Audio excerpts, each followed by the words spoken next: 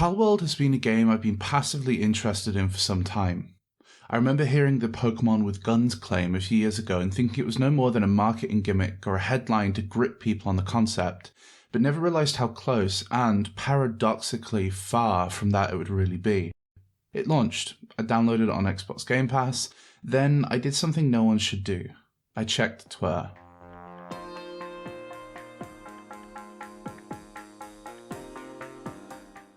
As is seemingly always the case with Twitter, there's plenty of good information in there, and some informative reads covered in mud flinging, insults and Wojak images, insisting that no, you are in fact the guy on the right who is ugly, and I am the one on the left that is handsome and also, funnily enough, right.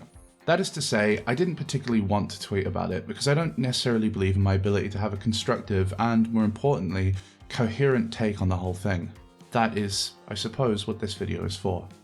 Let's start with the more sketchy information. PocketPair, the developer of Palworld's CEO, has praised AI generative art multiple times and even used it in a game where you have to guess who the AI art impostor is. He also used AI art to generate fake Pokemon in 2021. It is technically possible that the team could have used an AI generation tool to create fakemon mockups, which they would then flesh out and turn into real designs. However, we don't have proof of their use in Palworld specifically, and the wider claim that AI is being used to generate character models is much grander than a simple mockup and far more complex than AI was capable of at the time of that first trailer. Even now it's not quite that complex. The unfortunate problem with trying to prove that AI wasn't used is that it's fundamentally unfalsifiable. You can't by its nature prove a negative. You can't disprove the use of AI just like you can't disprove the contributions of aliens or mythical creatures to the game. There are ways to detect AI, but the CEO themselves talked about AI's ability to work outside of established copyrights, implying that we may find them untraceable in the future. Just because it can't be proved isn't to say it isn't relevant. You should absolutely be aware of the CEO's use of AI, and this could paint a broader picture if corroborating evidence comes out that can link the two. Fundamentally, a lot of the allegations made here, other than perhaps arguing AI was used as a base to work off with some of the PALs at a conceptual level, is made by a fundamental misunderstanding of how advanced AI is. This links to a wider fear, and one I'd like to touch upon briefly. I mentioned the potential of AI can be a red flag on a project, and in order for me to justify that statement, I also have to justify why I believe the use of generative AI to be bad. I could do a whole other video on this, but I'll put it forward as simply as I can. As AI poisoning tools like Nightshade prove, generative AI isn't very popular among artists. This is because their work is scrubbed to base these deeper models off that generate art. Many big artists will even be able to mimic specifically their own style from shading to stroke type and dimensions just by typing in their name. When it comes to its use in art and products, this can potentially steal the hard work and years of practice for many, cheapening their work and stealing it from underneath them. When artists are no longer incentivized to hone their craft and develop their skills, we lose our ability to grow and deepen art. When creating art is usurped by quote-unquote AI artists looking to make a quick buck, it sweeps the leg out from under artists and disincentivizes the medium from getting any better. It is a hit of dopamine for a century of decay. Okay, I'm getting dramatic, but you see the point. I will come back to its detractors, but let's make a quick stop off at Palworld's defenders. Let's talk about plagiarism. When the game isn't being accused of using AI, it is being accused of plagiarism. The side defending this tends to fall into a few camps. First, and perhaps the least thoughtful, is, so what, it's only X number of Pokemon out of all PALs. This, frankly, makes no sense. If you're against plagiarism broadly, then just one or two should be enough to say this is worth caring about. This does not mean you immediately have to call for the game to be boycotted or discarded, of course, but that it could be deserving of criticism. If, however, you don't care about plagiarism, then hiding behind, well, only X do it, feels asinine. If the number doesn't matter, why state it? Another is, I don't particularly care about that, it's fun. This is fine, I suppose, but I think largely reliant on the assumption that you should be boycotting and review bombing the game as a result of potential plagiarism. Though I'm sure many do think this, others, like one of the bigger threads on the game with 1.5 million impressions, directly states, I only hope to inform people with this thread so that they understand what and who they're engaging with. If you want to play the game, you should do so. You should probably also be aware of the criticism and synergize the two in your head. The third big defense for Palworld is it's a parody or it's homage. Sure, this is fine, but not an excuse in itself. Plenty of awful movies came out in the mid-2000s, like the Epic movie or Not Another Teen Movie. They mostly aged horribly because they have flash-in-the-pan, very reference-heavy humour that often fails to rise above or even understand the movies and topics they intend to critique. They exist purely to cash in on a market and nothing more. To be clear, it's fine to like them, but they aren't free from criticism purely because they are comedy, and neither is this. Parody, like any other form of comedy, is a tool to make something, not a reason to. Unless it's porn, I suppose. This brings us to perhaps the biggest offence there is. It is Nintendo. Before I start here, I'd like to point out that I have a degree in media and law, but nothing past this in regards to experience or qualifications. This has granted me the ability to know that I don't know nearly enough about the intricacies of copyright law, and I also don't particularly care. My concern when I roll Palworld around in my head isn't for the legality of it, and it's certainly not for Nintendo. I couldn't care less about Nintendo's rights to its IP. However, I do care a lot about art and the message we send through our consumption. Just like the use of generative AI, we should be broadly critical of plagiarism. There are some quite similar looking Pokemon here, and even some that look suspiciously similar to fan mockups. This isn't to state that developers absolutely did steal them, but that it's important, once again, to keep this in mind when analysing the game.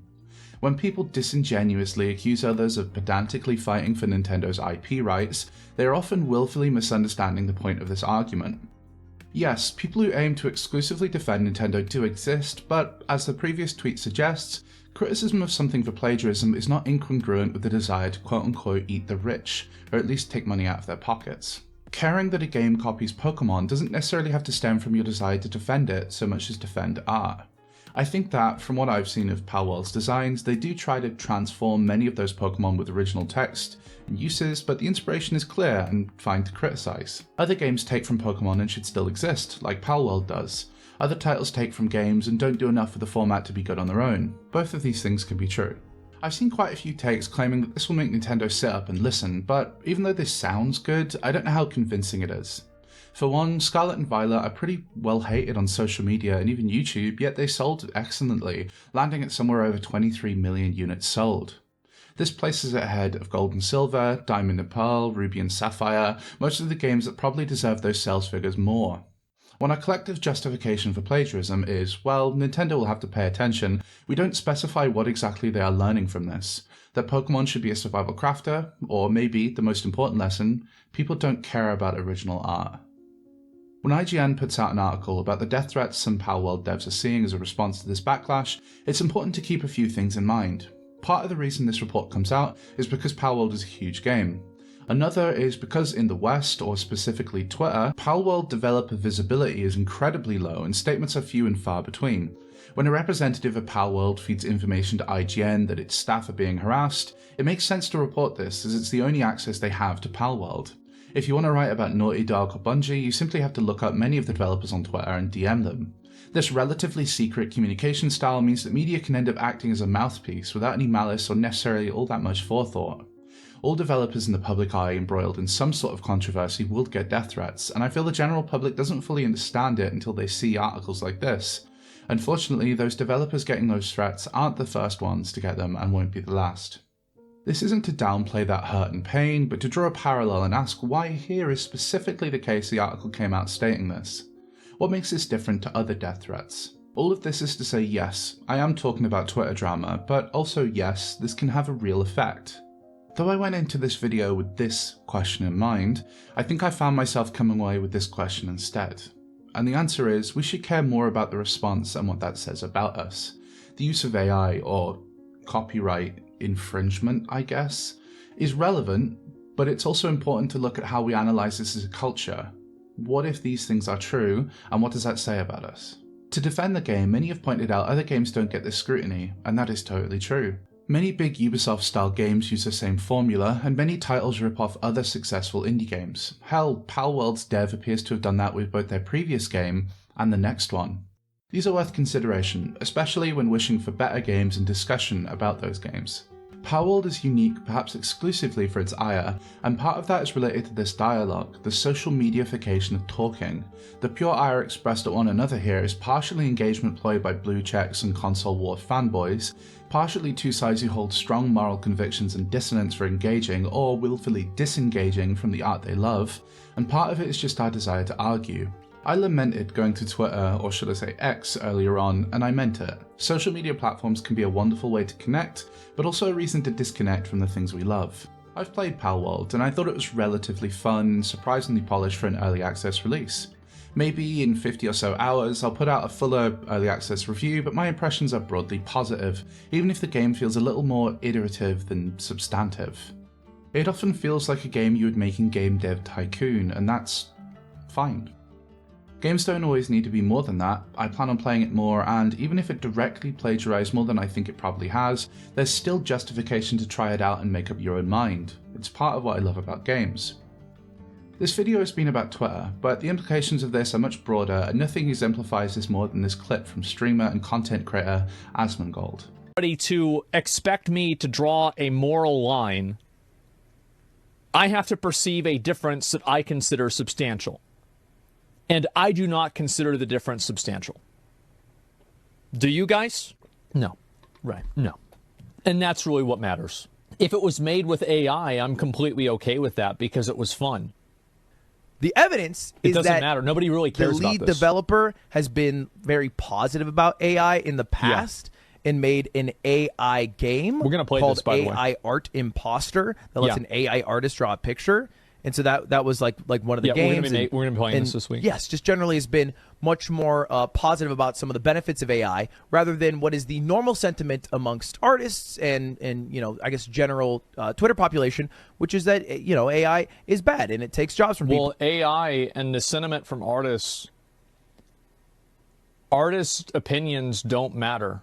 It just doesn't matter because what matters is the opinion of the people that are buying the product.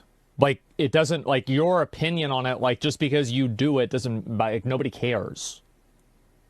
Like, it's not relevant.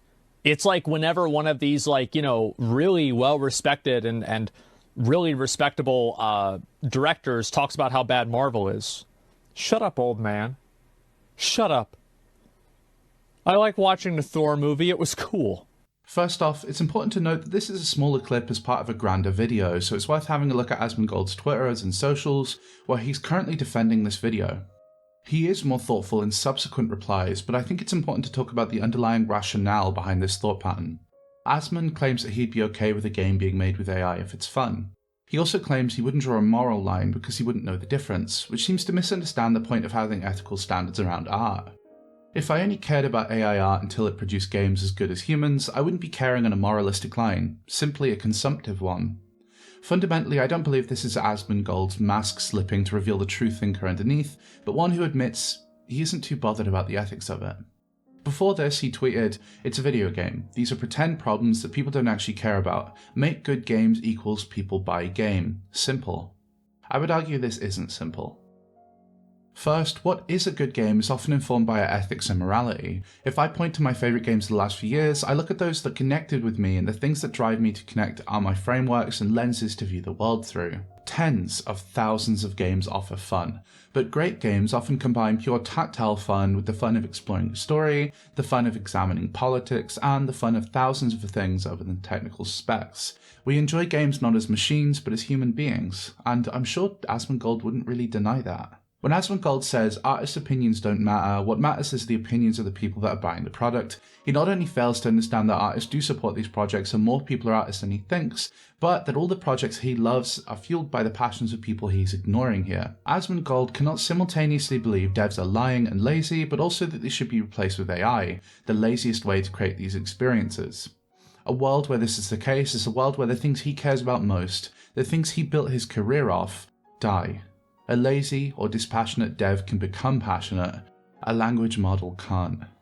I want to be clear here, my goal here isn't just to attack Asmongold. I criticise the vitriol of social media platforms on art discourse, so feel it would be unproductive to hit Asmon with vitriol to make this point.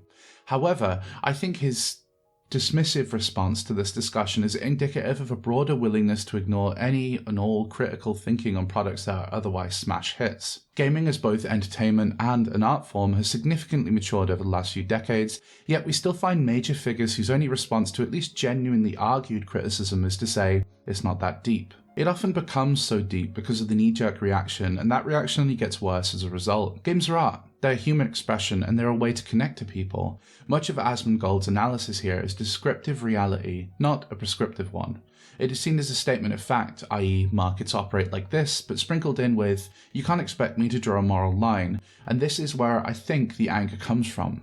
If he were to say, even if it used AI, it could still be a huge hit, that's fine and could be right, but he doesn't. He fits his view of the world into the neat little package that are markets and fails to consider himself as a being with human will and connection. When I say the discourse around Palworld is more important than the game, I mean it copying and transforming is part of human life. It's how we build music, mimic shots in a movie, and nab lines in a script. However, the vagueness of the lines we draw doesn't mean that discussion isn't worth having, even if Twitter may make you feel otherwise. Thank you for watching my video on Palworld. Please do share your thoughts with me in the comments. I do tend to respond, or at least I try to. That has been kind of floating around in my head for the last week or so, and I've had a lot of thoughts build up. I feel like, obviously, Twitter isn't the best way to get your takes, but I think it builds into something broader about society as a whole and the way we engage with these systems around art. Yeah, thank you for watching. If you feel like you enjoyed this or you feel like I might have something interesting to say in the future, please subscribe. It really helps out. Let me know if there's anything else you want to hear me talk about or not. Yeah, I think have opinions on this game. That's what art is for. Don't let people tell you it's not that deep, because it's only as deep as you want it to be. It's okay for them to not engage with that on that level, but we should be treating these as both entertainment and art and human expression and all those wonderful things that gets us out of bed in the morning.